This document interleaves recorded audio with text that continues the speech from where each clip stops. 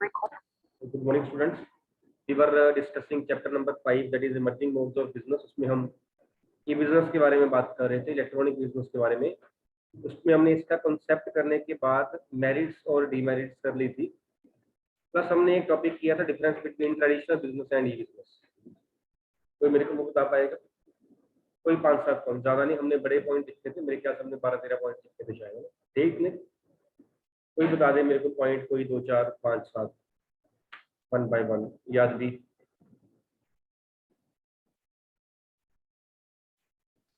Traditional business is easy to be formed or e-business is comparatively not easy. Yes, e-business is उल्टा तो नहीं हो गया? उल्टा तो नहीं हो रहा है? E-business is comparatively easy to be formed and traditional business is comparatively difficult to be formed. Investment की बात यहाँ ज़्यादा होती है, यहाँ ज़्यादा हमें रिसोर्सेज, लैंड वगैरह ज़्यादा चाहिए होती है, इसलिए. Nandika. Yes, sir. In case of e-business, government support is more, and in case of traditional, less government support is there. Government support is more in case of e-business. Nandini Chopra. In traditional business, there is less risk of transaction, but in e-business, there is more risk of transaction. Risk is more in case of e-business as compared to traditional business. Anyone else? यहाँ बैठे बच्चों में. Yes, बेटा.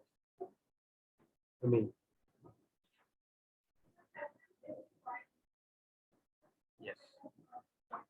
Physical presence is required in case of a traditional, whereas e-business में requirement नहीं है इसकी. हाँ जी बेटा.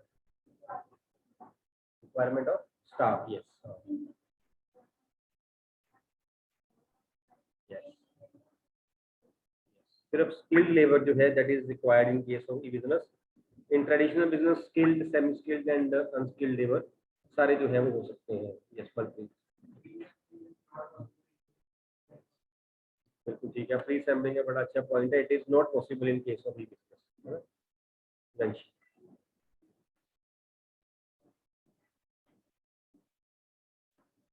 Control is in the hands of seller in case of traditional business, whereas in the case of e-business, it is in the hands of customer. Just हाँ हो गया point बेटा. गवर्नमेंट सपोर्ट पॉइंट बिल्कुल ठीक है, वो हो गया है पहले. स्नेहल सु. So technology in traditional business, simple or traditional technology is required, but in e-business, high technology is required. Technology is required in case of e-business. Yes, Shivang. हो गया पॉइंट. निकल गया है पॉइंट आपके वाला. पॉइंट आपके वाला निकल गया है. जो आपने हैंड रेज किया था हो चुका है पॉइंट. आप किसी और ने बोल दिया? बोल दो.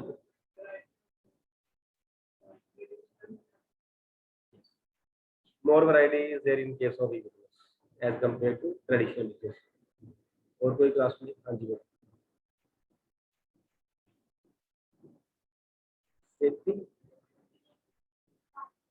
डिलीवरी लेट होती है. Yes, late delivery is there in case of that e-business, whereas delivery is quick. It is prompt in case of traditional business. Ayush.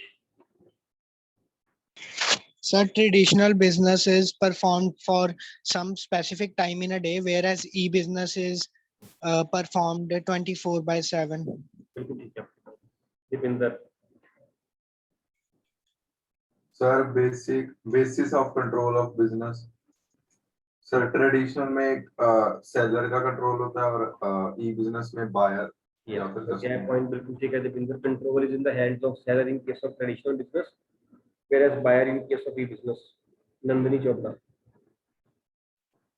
Location of business in traditional business, location is necessary to locate business where customers and raw materials are easily accessible, and in e-business there is no necessity of location. Traditional business में location is preferred where raw material can be easily transported, customers can easily accessible हमारी location है वहाँ की जाती है. e-business में location की problem रहती नहीं है कोई. और कोई क्लास में बल्कि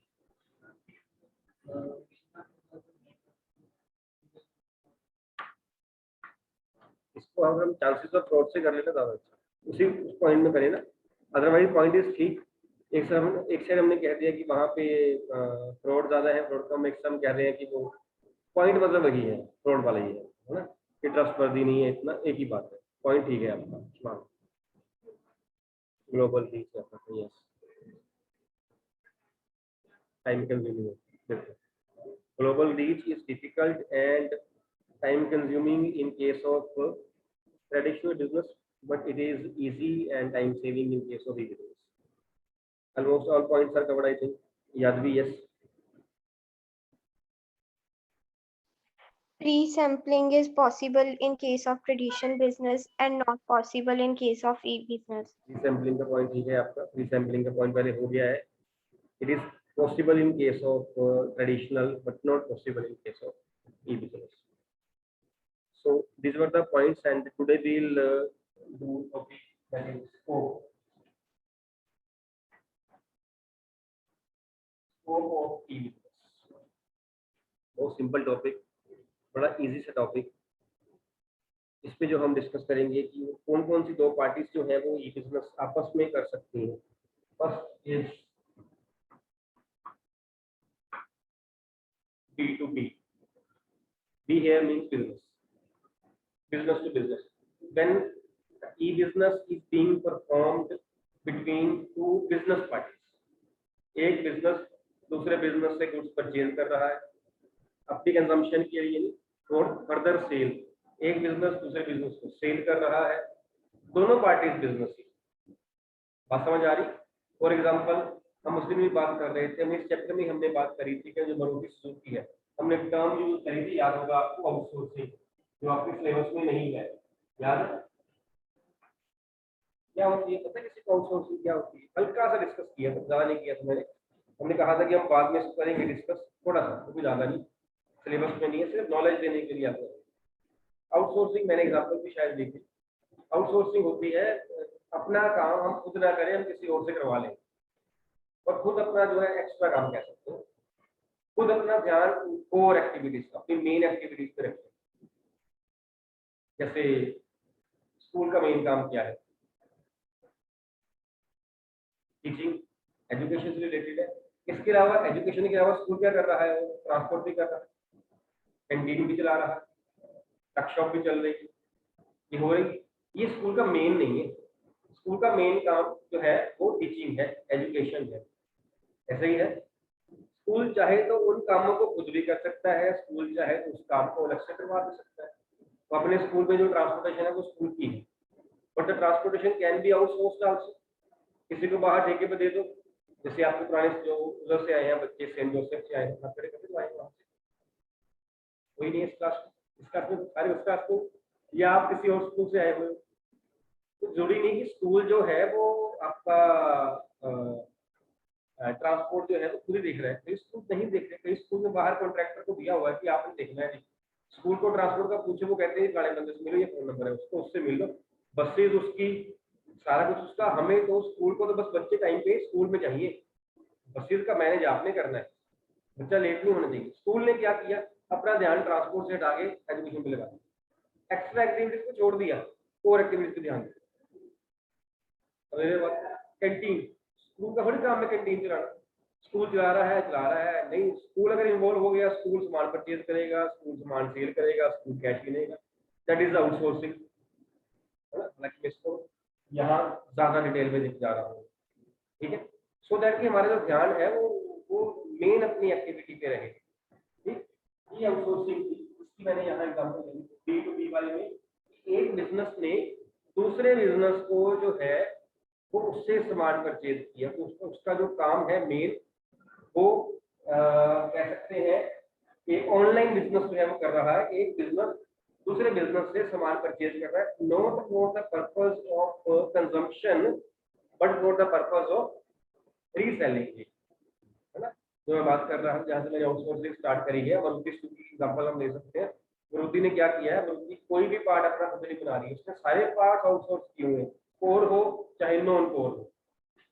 टायर कोई कंपनी बना रही है, ट्यूब कोई कंपनी बना रही है, होल्डर कोई कंपनी बना रही है, स्टीयरिंग कोई बना रहा है, सीट कोई बना रहा है, बॉडी कोई बना रहा है, उसने सिर्फ उसको असेंबल करना है, असेंबल नाम बजेगा उसका।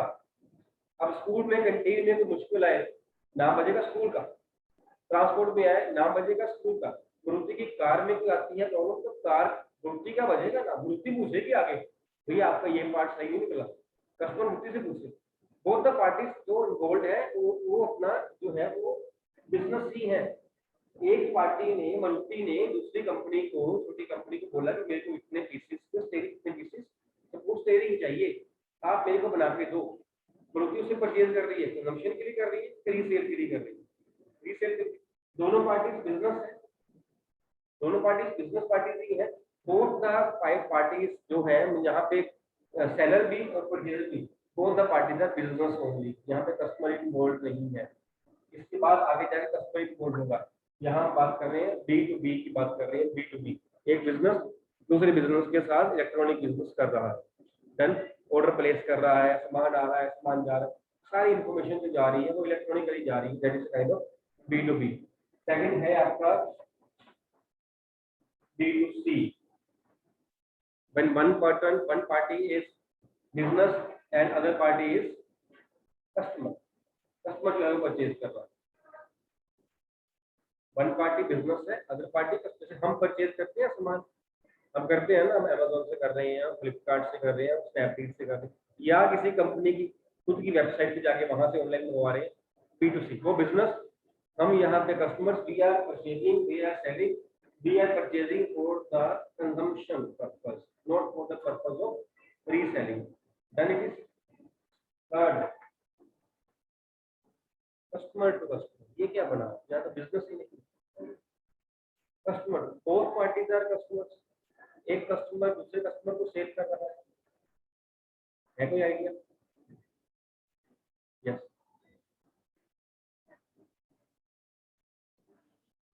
वेबसाइट, यस बिल्कुल ठीक है आपकी बात। OLX, yes very good. OLX एक साइट है, ऐसी एक और भी है, नाम याद, OLX से ज्यादा जो है वो पॉपुलर है। हाँ कौन सी? कार्स 24। इसमें कार्स पुरानी बेची जाती है विद्यार्थियों। यस कार्स 24, यस है ना। OLX में जो मर्जी आप देख सकते हो, सुना होगा आपने होपफुली OLX का। OLX की जैसे एक और भी है, मेरे को याद नहीं है उसका नाम क्या है। OLX जो है इसमें एक कस्टमर ने कुछ चीज ली थी पहले, उसकी पुरानी हो गई, मैंने नहीं लेनी है, उसके पास पड़ी हुई थी, उसने बोला कि मैंने ये सेल करनी है, आप लोग ये परचेज कर लीजिए। दूसरा भी कस्टमर ही था, यहाँ भी कस्टमर है, वहां भी कस्टमर था। मेनली ये सेकंड हैंड गुड्स जो है यहाँ पे वो डील की जाती है, mainly second hand goods deal की जाती है। तो कई बार OLX के बिजनेसमैन भी आ जाते हैं। आपने अगर सर्च किया OLX का, अगर देखना वहाँ बिजनेसमैन बीच में है, ये वाली चीज बेचनी, वो नई वाली बेचे जा रहे हैं, है ना।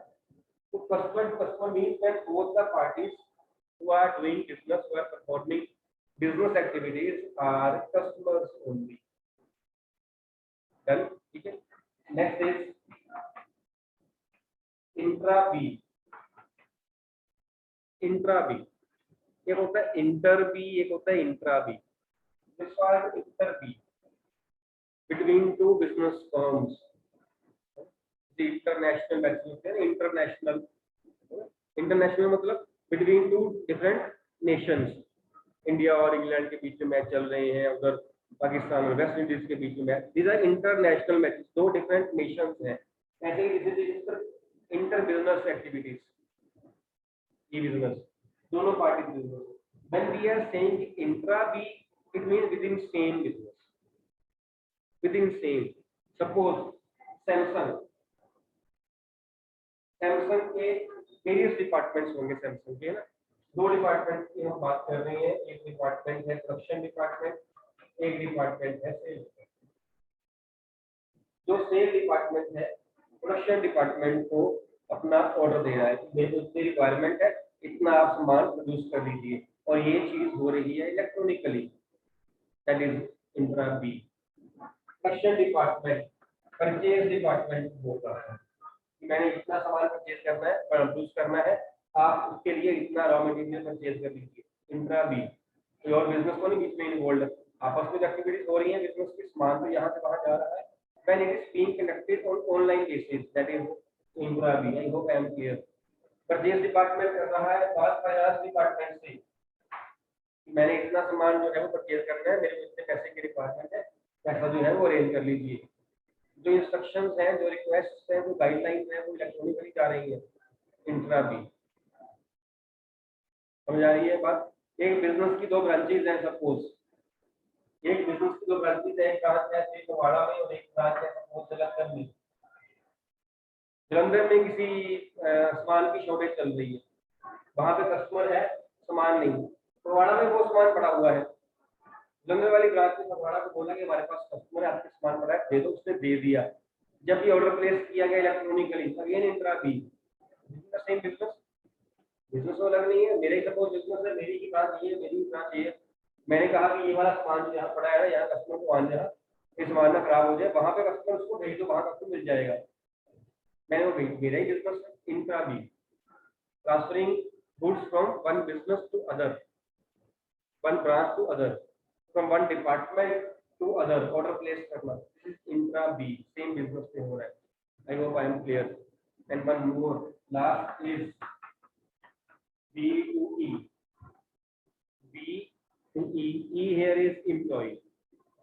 जब बिजनेस जो है एम्प्लॉय के साथ ऑनलाइन कर रहा है कुछ एक्टिविटी, बिजनेस वो कर रहा है, दैट इज बी टू ई। जो इंस्ट्रक्शन वगैरह जा रही है, वो एम्प्लॉयज की सैलरी हम अगर ऑनलाइन ट्रांसफर कर रहे हैं, it's a business, it's a employ. और वो इंस्ट्रक्शंस जा रही हैं ऑनलाइन, वो B to B, this is also kind of E business. Scope आ रहा है, इसमें स्कोप आ रहा है इसका, फाइन, ठीक है। हाँ जी, बी टू बी में जब दोनों ही बिजनेस, परचेज करने वाला भी बिजनेस, सेल करने वाला भी बिजनेस, सपोज ये है मैन्युफैक्चरर, ये है होलसेलर, ये है रिटेलर और ये है कंज्यूमर, सपोज सब कुछ ऑनलाइन हो रहा है। मैन्युफैक्चरर, रिटेलर ने, कंज्यूमर ने रिटेलर को बोला कि जी आप मेरे को कुछ दे दो, डीलर ने बोला आगे होलसेलर को, होलसेलर ने बोला है मैन्युफैक्चरर, और सारा कुछ ऑनलाइन हुआ। ये एग्जांपल बी टू बी, ये एग्जांपल बी टू बी, ये एग्जांपल बी टू सी। वहां जा कंज्यूमर कितने इन्वॉल्व है, समझ आ रही है बात? This is about the scope of E business और ई कॉमर्स। नेक्स्ट हम करेंगे process of online transaction. Next topic है हमारा प्रोसेस ऑफ ऑनलाइन ट्रांजैक्शन।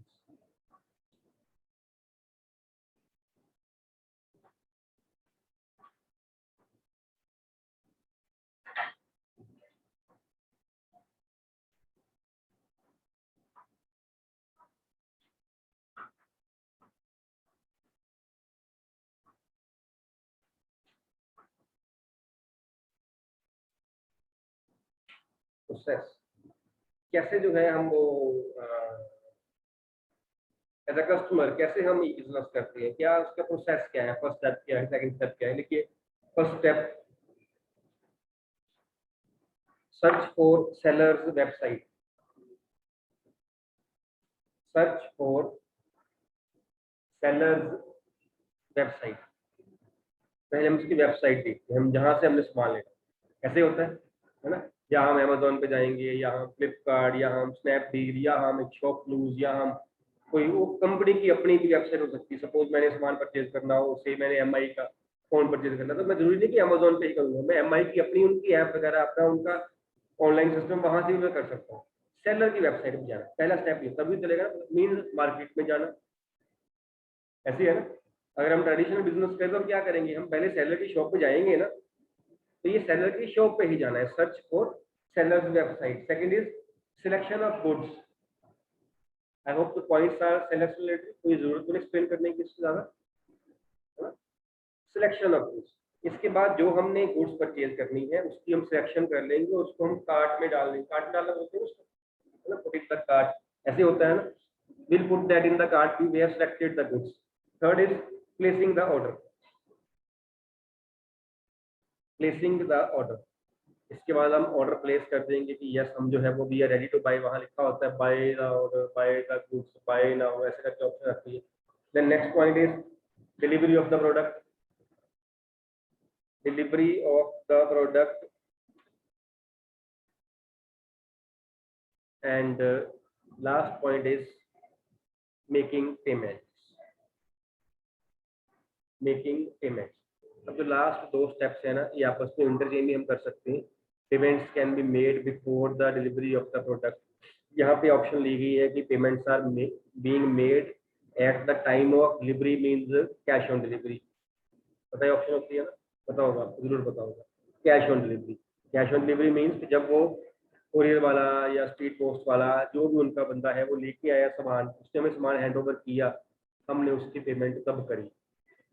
या फिर हम पेमेंट पहले ही कर सकते हैं, डिलीवरी बाद में होगी. Means we have made the payment through debit card, credit card और नेट बैंकिंग और एनी अदर मोड, है ना, हमने वो पेमेंट कर दी. सो ये 2 पॉइंट्स है आपस में इंटरचेंज हो सकते हैं.